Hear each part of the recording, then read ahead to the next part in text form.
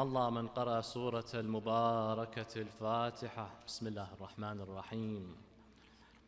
الرحمن الرحيم مالك يوم الدين، إياك نعبد وإياك نستعين، اهدنا الصراط المستقيم صراط الذين أنعمت عليهم. بسم الله الرحمن الرحيم. لم يلد ولم يولد ولم يكن له كفوا أحد. صدق الله العظيم. صلى الله عليك يا رسول الله، صلى الله عليك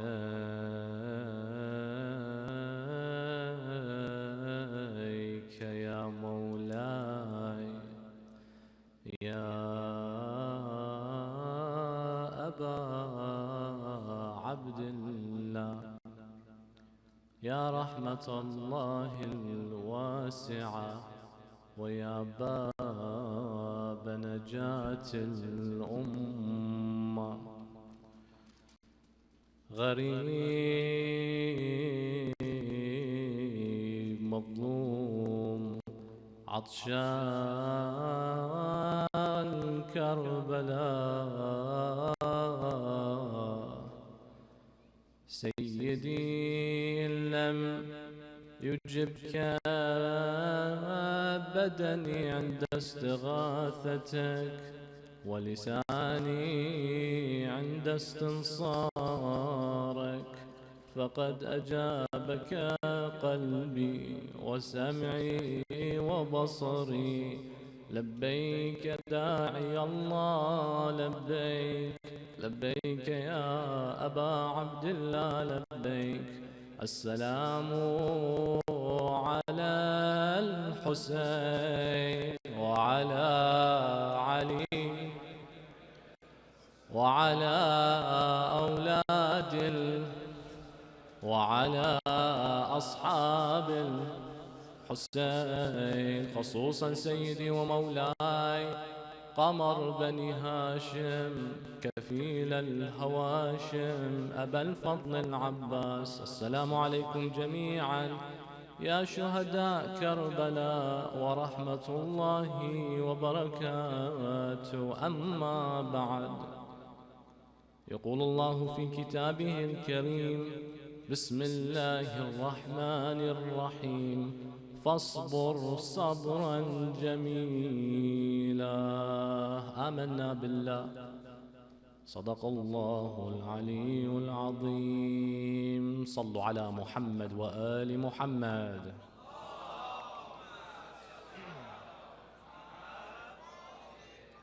My dear respected brothers and sisters, Assalamu alaikum wa rahmatullahi wa barakatuh. One of the most profound sentences ever uttered in Islamic history, if not world history, was "I saw nothing but beauty." ما رأيت إلا جميلا. When Lady Zainab alayhi salam said these lines, they transcended time for a whole host of reasons. On the first level, we notice that despite the arduous nature of the events of Karbala, when being confronted and asked, "How do you see what God has done to your brother and family?" a response such as "I saw nothing but beauty" would be the last response any ordinary person would think to make. But Lady Zainab is not ordinary. In another point, when we look and dissect and examine, each letter that she said was thought of carefully. She never said "Ma ra'aytu illa jamala." She said "jamila." Everything was chosen perfectly for the purpose that she replied. The question that was asked was, why and how do you see what God, كيف رأيتِ صنع الله بأخيكِ? She took that into major consideration, and she thought without any hesitation, if you claim that this was the doing of Allah, everything Allah does is beautiful. Therefore, I will let you know the doing of Allah is jameel. However, in the world today, we notice that in the advent of tragedy and following up calamity, and when we see suffering, especially in recent times, how can we incorporate the jameel or الرؤية الجميلة in times of suffering. Lady Zainab, what made her reach this point were a couple of qualities. The first one was her forbearance. She was raised in a household whereby, just study her life. Sadly, Lady Zainab lived 56 years. We only know the one afternoon in Karbala, one afternoon in Kufa, and one midnight in Sham. The years leading up to this arduous, tumultuous, painful moment show you that I can get close to the level of Lady Zainab. I will never get to that level, but I can try my hardest, whereby whenever I see suffering, I can see the beauty of Allah inside of it. When you observe the following traits, from a very young age, who has children, who's going to have a child, who is expecting and who wants to have a child, notice how Imam Amir al-Mu'mineen and Lady Fatima al-Zahra, they raise and nourish her. Imam Ali ibn Abi Talib, at 2 years old, the hadith narrates to us that he began to teach his daughter Lady Zainab how to count.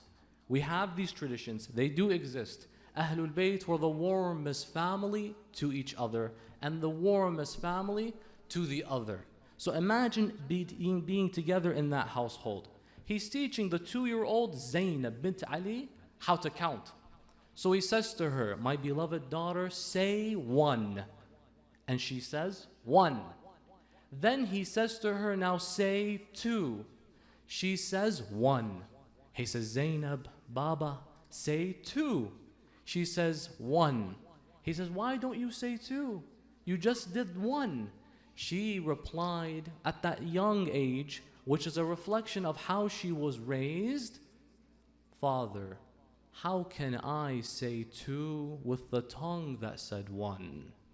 Reflecting to you and I that this world revolves around the one Almighty and Benevolent. From how much at an early age they nourished her with the love of Allah subhanahu wa ta'ala. Now she insisted on this to demonstrate to her father, look how much I'm going to infuse Allah. This is the key. Please focus on this one. How much I'm going to infuse Allah in my life. Whether it's in alphabets and 1, 2, 3, A, B, C, Allah is in it.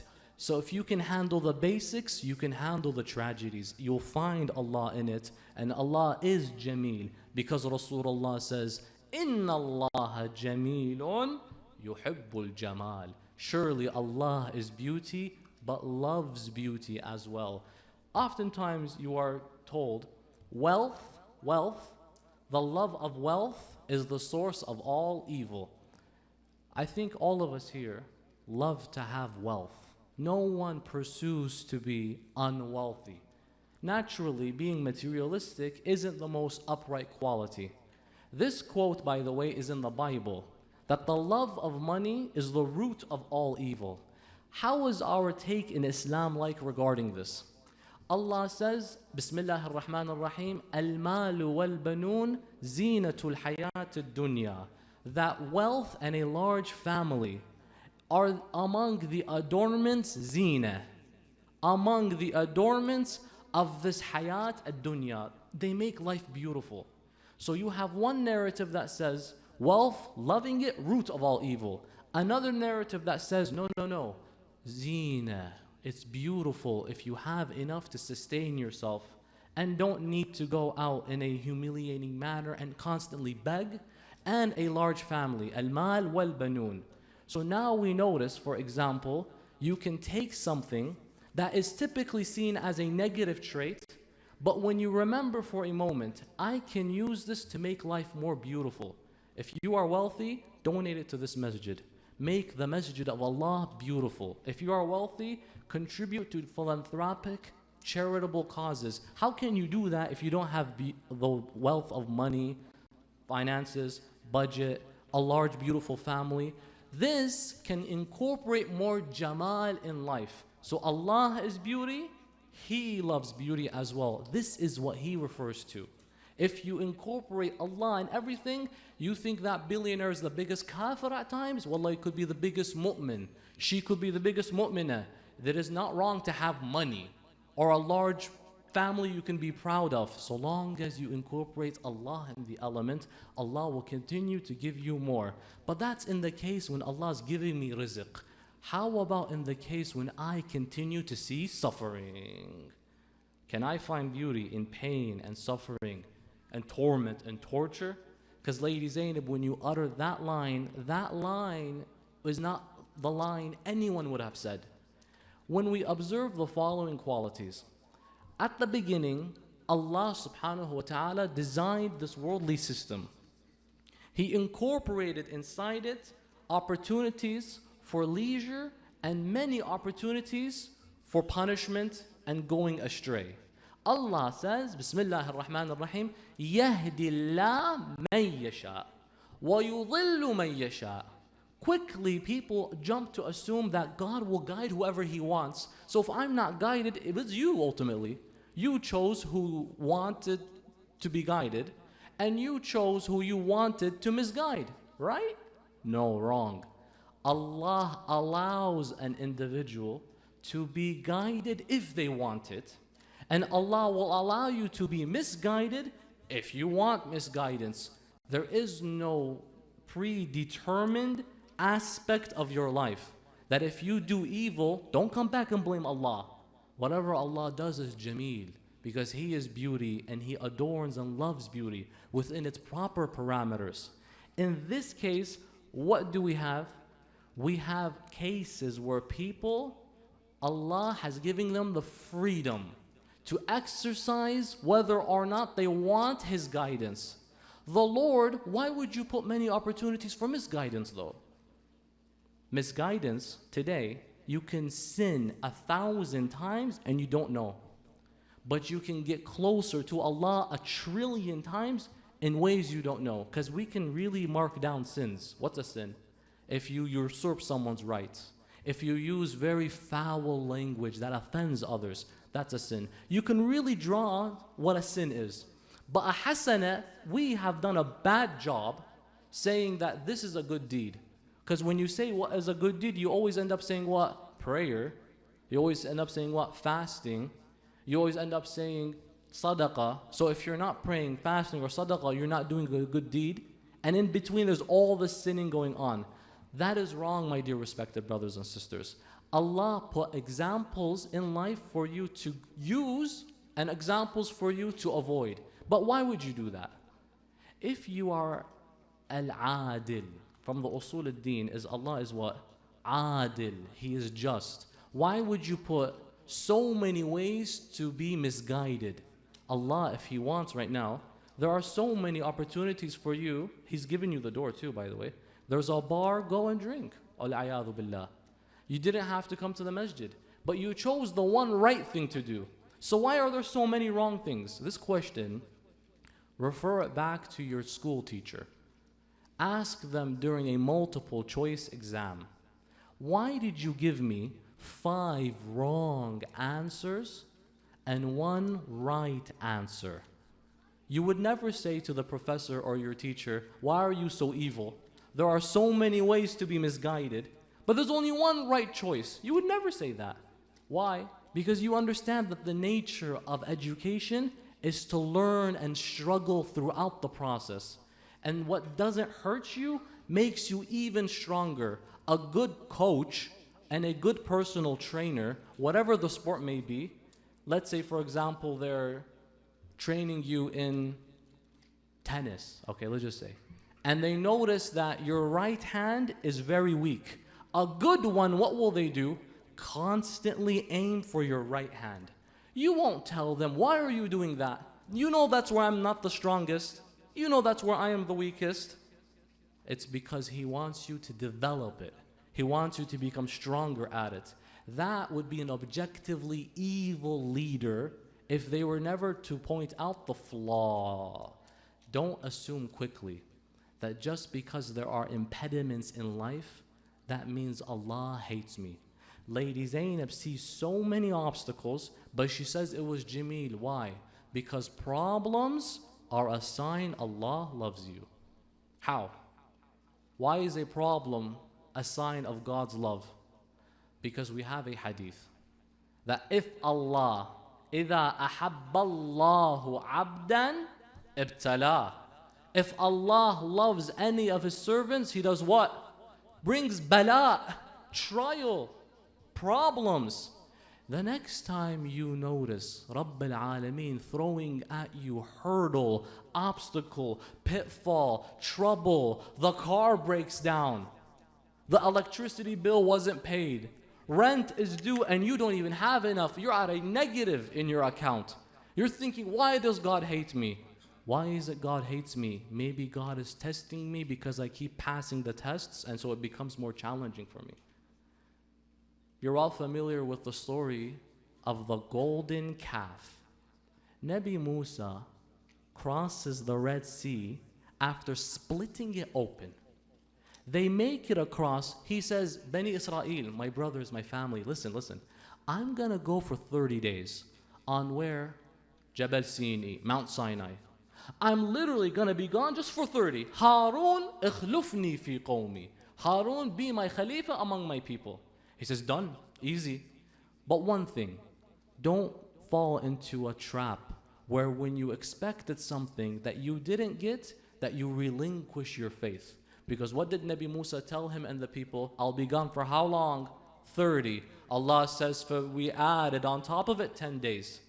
Bani Israel, they had an assumption he'll be back. The moment they realize he's taking way too long, the Samiri individual, constructed from clay and mud, using gold and the jewelry of the women folk, a cow-looking idol, and said, this is Allah. Suddenly, he built it in a manner, look how mischievous and nefarious he becomes. He built it in a manner where acoustics was taken into consideration. He had holes placed in it properly, such that if the wind were to blow, it would make a loud moo sound, so that it really reflected a cow. So As-Samiri said, bow down. They said, no, we just saw you construct it using our gold. Suddenly a wind came. The wind went through it and it made that loud noise. As soon as they heard the noise, they did sujood and they faced it. Nabi Musa comes down and he begins to reprimand the community. And then he begins to ask Allah for some advice. He says, Ya Allah, the cow was built by As-Samiri, that's obvious. But the wind, Ya Rabbil Alameen, Samiri didn't send the wind. If the wind didn't come, weather is in your hands. If the wind did not come, they wouldn't have bowed down to it, Ya Rabbil Alameen. That was in your control. If you wanted them to stay on the path of Hidayah, why did you send the wind, Ya Allah? Do you know what the response came back? Because Musa's Kalimullah, the heavens replied, Ya Musa, you're right. When the Samiri built the calf, that was their first intermediary test. Will they pass that one or fail it? Most of them, all of them passed. They said, absolutely not. We just saw Musa split the sea miraculously. You think we're going to worship that? So we made the test more challenging to succeed and pass. We made it make noise by sending wind. If you constantly keep getting straight A's, that test is either too easy or you're too smart, and so we must proportionately adjust the test to your intellectual level. So now will you bow down to it if it starts making noise? This is where they failed. Allah then continued, but had they even passed that one, I would have probably made it walk and constantly push forth. The fact you see so many problems in life, wallah habibi, it doesn't mean God hates you. It could be a big sign God loves you. Don't relinquish iman in Allah because a car breaks down. Bankruptcy happens. Adi, it's a number on a screen. But I know what the number means. It means a lot of things. At least we're not in a 13-story building that was bombarded by an entity claiming that the land you're on was actually ours. And even then, you look at them, whether they're in Rafah or Gaza, and you're like, how do you still pray Salah to Jum'ah together? How do you still stand and pray Salah namaz together amidst rubble that you once called my house for centuries? I now have no excuse to miss Salah. Wallah, living comfortably here right now. I have no excuse to uphold my practices. But all the struggle that I see, an entity coming over, taking over my land and home and freedom, enforcing extremism on my livelihood and people. I am dealing so much pain, Ya Rabb al-Alameen. Do you hate me? Last I check, it was Rasulullah who said, "Ma udhiya nabiyyun mithla ma udhit."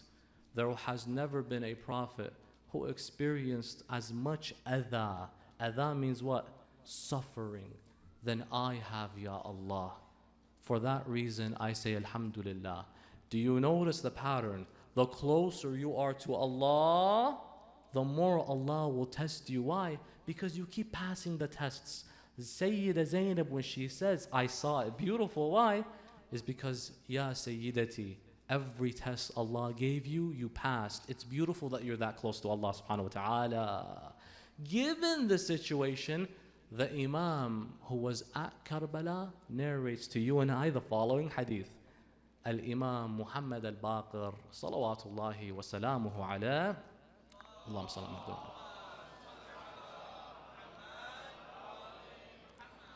5 years old, 5. Al-Imam Zain al-Abidin's little boy in Karbala. Al-Imam al-Baqir saw Karbala, Kufa and Sham.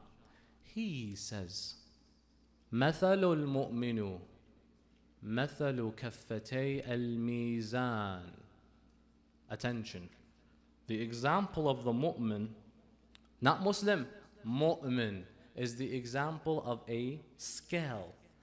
كل ما زيد في إيمانه زيد في بلائه. Easy formula. That the example of a believer, a firm believer, is like the example of two scales. However much increases in the scale of Iman, Allah has to increase in the scale of Bala. So you who sees Bala every single day, say Alhamdulillah. And don't tell God how big your problems are. Tell your problems how big your God is. Allah will take care of you. If Allah is giving you problems, say Alhamdulillah, I must be doing something right. Ya Allah, they keep going after me because of my success. Some people are victims because of their beauty. Could you believe that? Nabi Yusuf alayhi salam, a man came to him and said, Ya Nabiyullah Yusuf, inni uhibbuk. Sallu ala Muhammad wa ali Muhammad.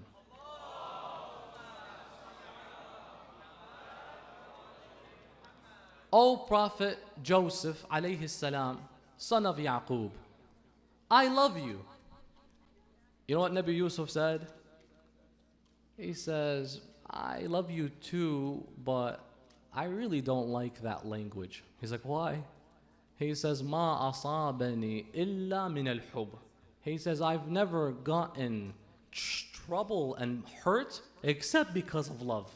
I said, what do you mean? He said, my dad loved me so much that my brothers got jealous of me and threw me in a well. Then the queen of Egypt loved me so much that she decided to claim that I was pursuing her and I'm thrown in jail. Ma asabani shar illa min al-hub. People chase you because you're successful naturally. If Allah has blessed you with aesthetics, a home, health, these things are beautiful. But there are times, by the way, we could also mitigate some of these risks. We could also mitigate them. Imam Amir al-Mu'mineen says, Istar thalath, conceal 3 things. Madhabak, wa dhihabak, wa dhahabak. Very famous narration. These are 3 things, it's not wajib to conceal them. But if you're not interested in dealing with jealousy and envy, it would be in your interest to conceal these things. Conceal in certain cases your madhab. Why? There are times that if you proudly say, I am a Rafidi Ithnay Ashari Shi'i, then I'm sorry, your Hajj can't be completed. It's going to be complicated if you're going to do that right in front of the Haram of Rasulullah. Or you might need to act in taqiyya. So there are times it might be in your interest. Dhihabak, your travels. Have you ever seen people? By the way, don't think the glam is real. like that famous poet J.R.R. Tolkien of Lord of the Rings, who says, not all that glitters is gold. Why? When you travel, these are some examples of people who, whenever they go anywhere, they need to let the whole world know in their nice selfie. Not haram, by the way, but maybe not the wisest thing to do. There are envious eyes. Today we're in Bora Bora. Tomorrow we're in Italy. Next day we're in Cappadocia, Turkey. The fourth day we're in Kandahar, inshallah ta'ala altogether. The fifth day we're back in Ziyara. It's like, mashallah, you travel a lot. You must be really rich. Oh, mashallah, you keep going places. That's not wrong. Or in the photo, two of them, they look so happy together. Life, they travel, they look happy, they smile. Not knowing just a minute before the photo was taken, they were like taking 15 photos beforehand. Why did you make me look ugly? Why are you not smiling? Hurry up, get the photo over with.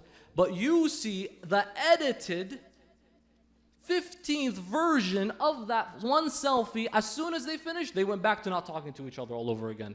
And we think, mashallah, their life is perfect. Relax. Not all that glitters is gold.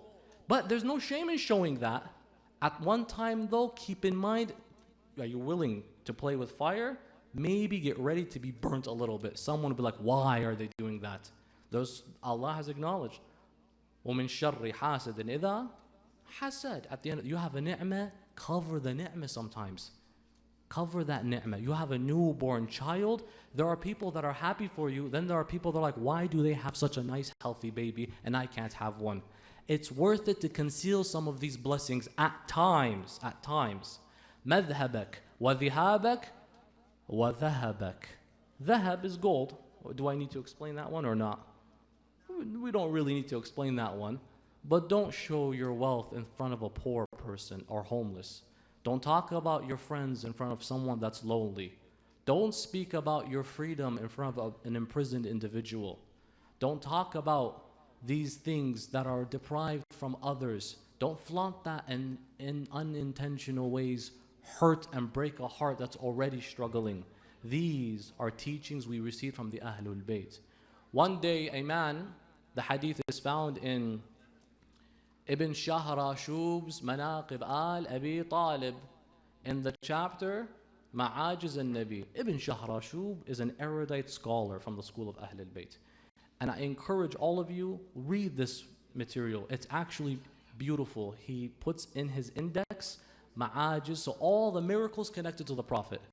All the moments related to when the Prophet gave this particular piece of advice. So he divides it into a nice index. Ibn Shahrashub, Ridwanullahi alayh, he mentions there was a man by the name of Umair. Umair was a very close mu'min and he was married. The hadith says he was very good looking and his wife as well. They were good mu'mineen, they were young, they were healthy, and they were very wealthy, and the biggest ni'mah they had is that Rasulullah was their neighbor in Medina. Is there a better life than that? Honestly, is there a better life than being at your prime health? They also had twins. Well, that's also a big ni'mah, by the way. Twins. His name was Umair. He had Amr and Amru, his two twins. And so one day, he's sitting outside his home, gazing on his orchards.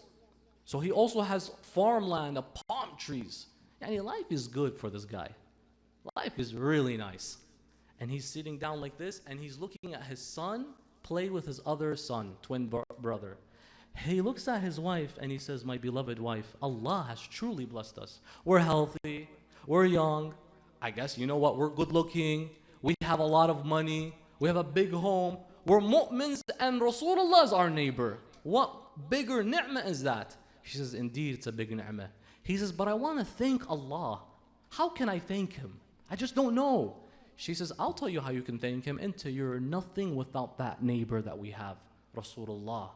So you need to invite him to your home for lunch. Imagine Rasulullah is going to come to your house for lunch. What would you prepare the Nabi?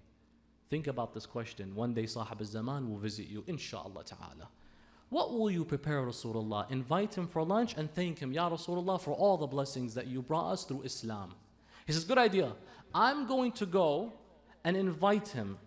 I'll go to Masjid al-Nabawi and say, Ta'al, Ya Rasulullah, we invite you. Before I go, let's slaughter the healthiest, nicest sheep. You ready? So he has everything. Life is good. He goes to the sheep. What does he do? Grabs the knife and begins to slaughter the sheep.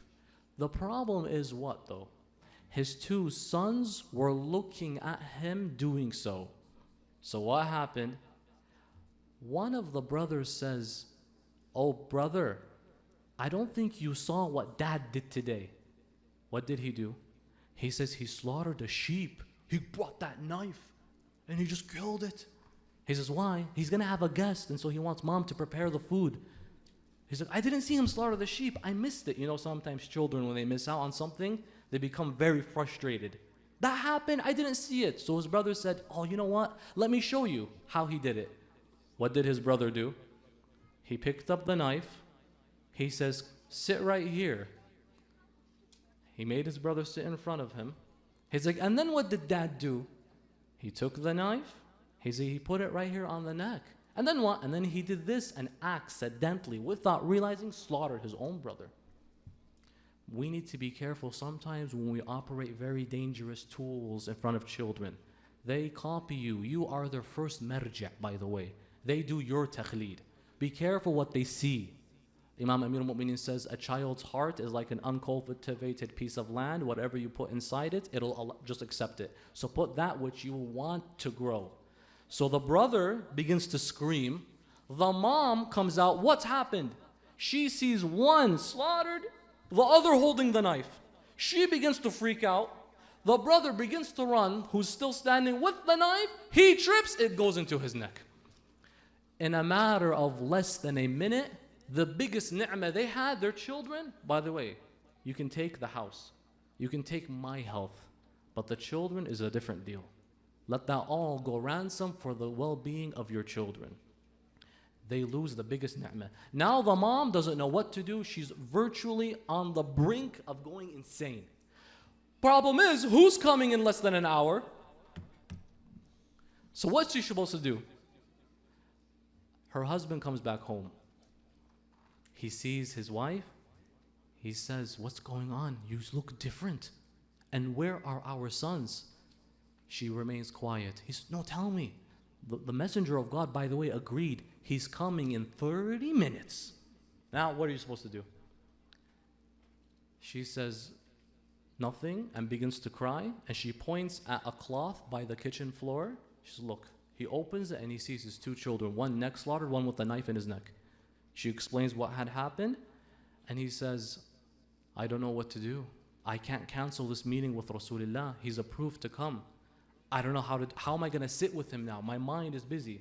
The wife said something beautiful. She said, you know, the Rasulullah, if he's coming over, let's prioritize the Prophet over our own children. Let's not bother him with our aza. Let's even put on fake smiles so that as soon as our meeting with him is over, we can then begin to mourn our children. Okay? At least fake it. He says, fine, anything for Rasulullah. He gave us these anyways, these blessings. Knocks on the door. Who's there? Rasulullah Muhammad sallallahu alayhi wa sallam.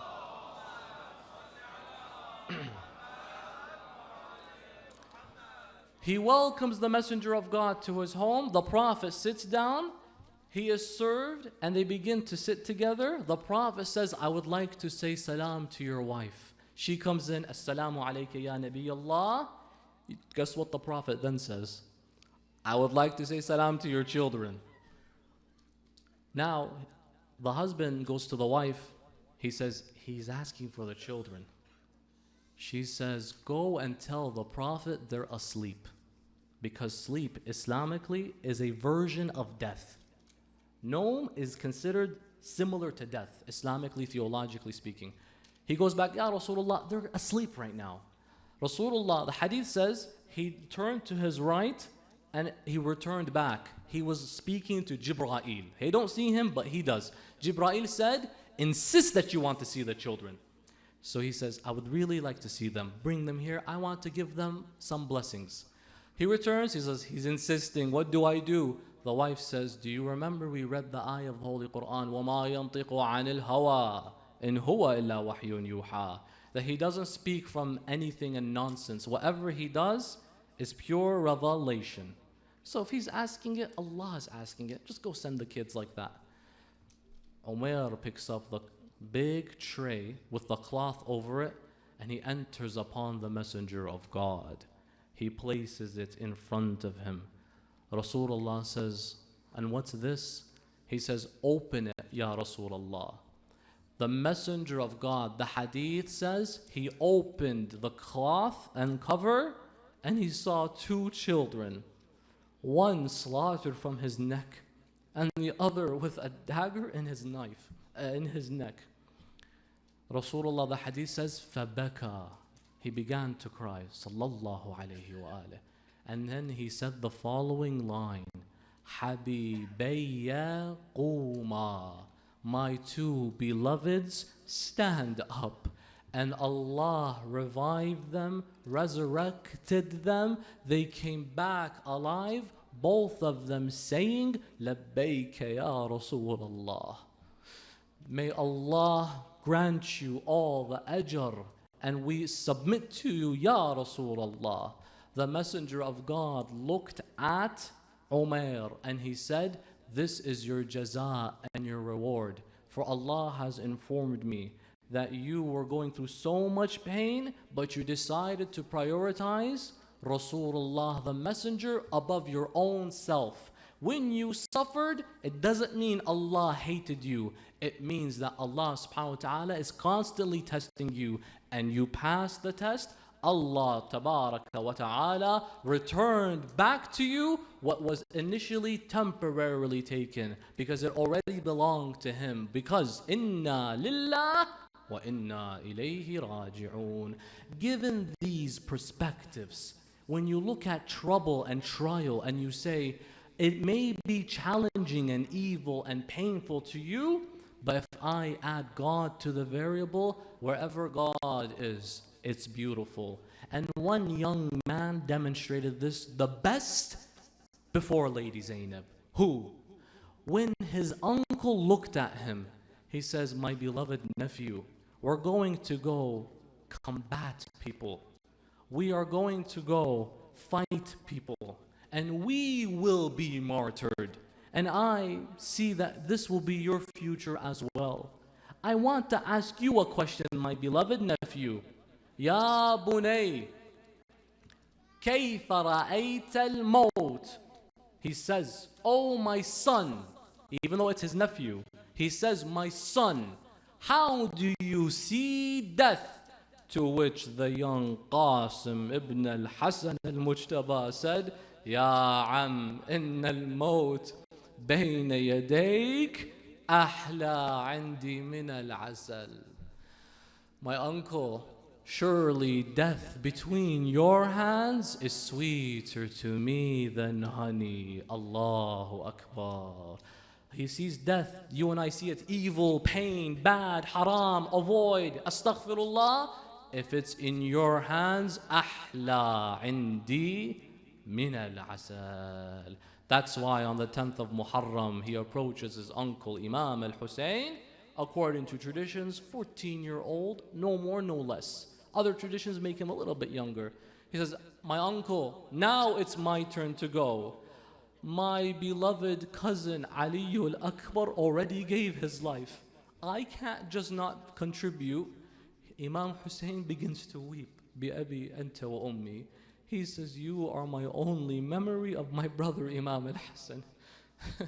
And for that reason, how can I send you out to the field as such? Please return back to your mother. She cannot afford to lose you. He returns to his mom, Al-Qasim, and he says, mother, my uncle says no because he wants me to be with you instead. She says, I know one thing that will convince him. He says, what? Before your father passed, according to a narration, he wrote a letter. In the letter he mentioned, don't open until the day you are standing alone with your uncle, Give this letter to him. But before you go, put this on. She dresses him with the imama, the turban of Imam al-Mujtaba alayhi salam. She gives him his armor. The armor's a bit too big for him, but he still wears it. And he has his sword and he goes back to Imam al-Hussein. Abu Abdullah, as soon as he sees him, he immediately can't help but remember Al-Imam Al-Hassan alayhi salam, who he sincerely, dearly misses. It's been 11 years since he was poisoned, and now he sees his only memory and fruit walk up to him as such.